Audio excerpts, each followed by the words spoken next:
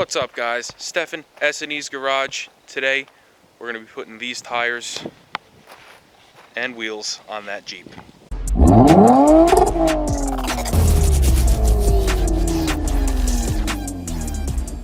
So off camera we went ahead and lifted this. We used a rough country 2.5-inch suspension lift, so it's got new coils, new shocks. I am probably going to have to do adjustable track bars to recenter the front end and the rear end, but I'm not too worried about that right now. I was going to do a video on the lift, but I looked on YouTube and there's so many videos of people doing them, and I thought it would be a waste of time, so I didn't. But we're going to go ahead and slap these wheels on. Now these wheels are actually the stock 20s that were on this. We just went with a bigger tire. So we went with a 275/65/20, and they basically end up being like a 34-inch tire. So we're not quite putting 35s on it. We're going to be close. So let's go ahead. Let's get the jack out here. Jack this thing up. Rip the wheels off. And then we're also going to be using 1.5-inch spacers. I usually don't like using spacers. But in this case, this is only going to basically be a woods vehicle, woods and some light towing. So I mean, I'm not really going to be using it for anything crazy. So this will definitely help them look really nice. The only thing I'm realizing I did here is I only ordered 2 spacers instead of 4. I thought they came in a packet of 4, but I guess not. But what's nice about these spacers is they are hub centric, so they will center the hubs to the wheels and we will not have any vibrations from that. So let's get all 4 wheels on. I'm only going to use 2 of the spacers right now, and then when the other 2 come in, we'll put them on.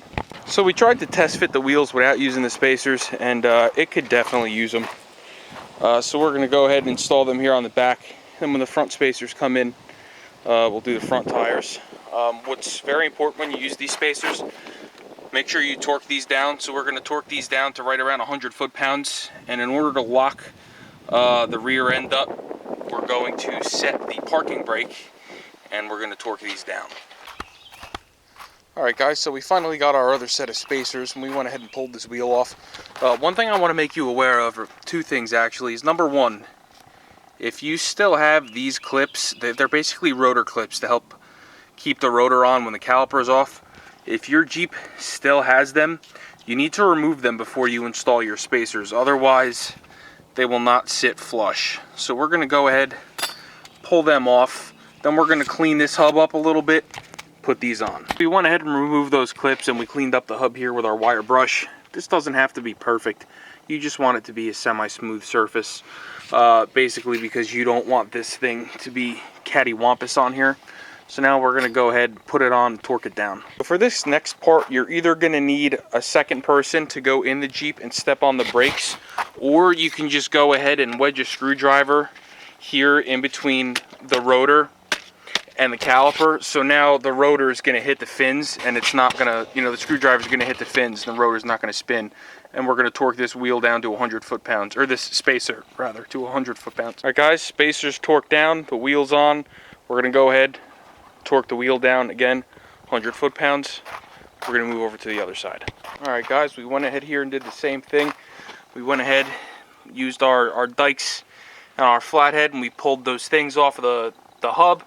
And now we got our screwdriver set up. Again, we're going to torque these down to 100 foot-pounds. We're going to grab our last wheel, do the same thing. Alright guys, so here's the final product.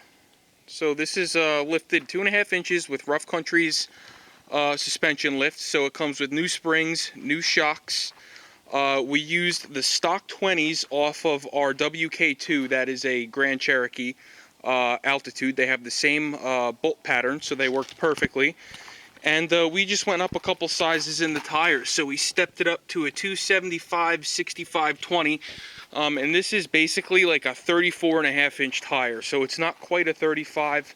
I don't think I'll have to re-gear with this setup. I think it'll be right where, the sweet spot is, and I think it looks phenomenal.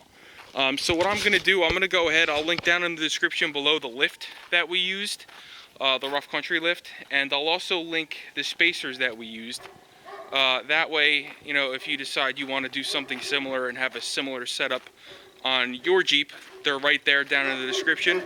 And if you buy from there, the channel gets a small cut. With that being said, please like, share, and subscribe if you want to see more content on this Jeep. We have a ton of repairs to do, engine related, so stay tuned. We're going to get this thing ready.